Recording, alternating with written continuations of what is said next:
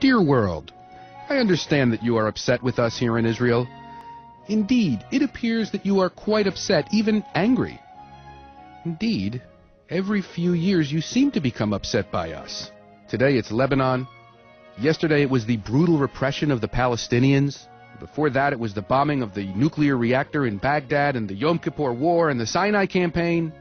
It appears that Jews who triumph and who therefore live upset you most extraordinarily. Of course, dear world, long before there was in Israel, we, the Jewish people, upset you. We upset the German people who elected Hitler and upset the Austrian people who cheered his entry into Vienna. And we upset a whole slew of Slavic nations, Poles, Slovaks, Lithuanians, Ukrainians, Russians, Hungarians, and Romanians. And we go back a long way in the history of world upset. We upset the Cossacks at Khmelnytsky, who massacred tens of thousands of us in 1648 to 1649. We upset the Crusaders who, on their way to liberate the Holy Land, were so upset at Jews that they slaughtered untold numbers of us. And for centuries we upset the Roman Catholic Church that did its best to define our relationship through inquisitions, and we upset the arch enemy of the Church, Martin Luther, who in his call to burn the synagogues and the Jews within them showed an admirable Christian ecumenical spirit. And it is because we became so upset over upsetting you, dear world, that we decided to leave you, in a manner of speaking, and establish a Jewish state. The reasoning was that living in close contact with you as resident strangers in the various countries that comprise you, we upset you, irritate you, and disturb you. What better notion, then, than to leave you, and thus to love you, and have you love us? And so we decided to come home to the same land we were driven out of 1900 years earlier by a Roman world that, apparently, we also upset. Alas, dear world, it appears that you are hard to please.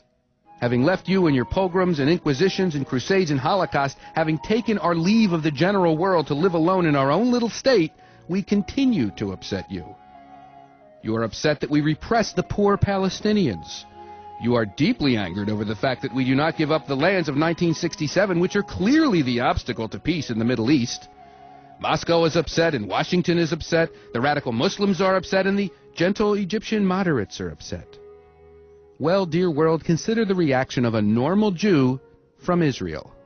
In 1920, in 1921, and 1929, there were no territories of 1967 to impede peace between Jews and Arabs. Indeed, there was no Jewish state to upset anybody. Nevertheless, the same oppressed and repressed Palestinians slaughtered tens of Jews in Jerusalem, Jaffa, Safed, and Hebron. Indeed, 67 Jews were slaughtered one day in Hebron in 1929. Dear world, why did the Arabs, the Palestinians, massacre 67 Jews in one day in 1929? Could it have been their anger over Israeli aggression in 1967? And why were 510 Jewish men, women, and children slaughtered in Arab riots between 1936 and 1939?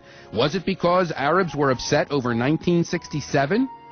And when you, dear world, proposed a UN partition plan in 1947 that would have created a Palestinian state alongside a tiny Israel, and the Arabs cried no and went to war and killed 6,000 Jews, was that upset caused by the aggression of 1967?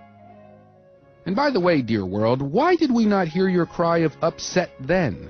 The poor Palestinians who today kill Jews with explosives and firebombs and stones are part of the same people who, when they had all the territories they now demand be given to them for their state, attempted to drive the Jewish state into the sea. The same twisted faces, the same hate, the same cry of Itbach al-Yahud, slaughter the Jew, that we hear and see today were seen and heard then. The same people, the same dream, destroy Israel. What they failed to do yesterday, they dream of today, but we should not repress them. Dear world, you stood by during the Holocaust, and you stood by in 1948 as 7 states launched a war that the Arab League proudly compared to the Mongol massacres.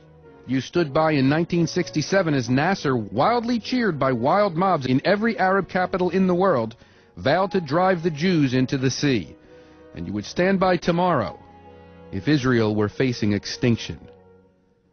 And since we know that the Arabs dream daily of that extinction, we will do everything possible to remain alive in our own land If that bothers you, dear world, well, think of how many times in the past you bothered us. In any event, dear world, if you are bothered by us, here is one Jew in Israel who could not care less.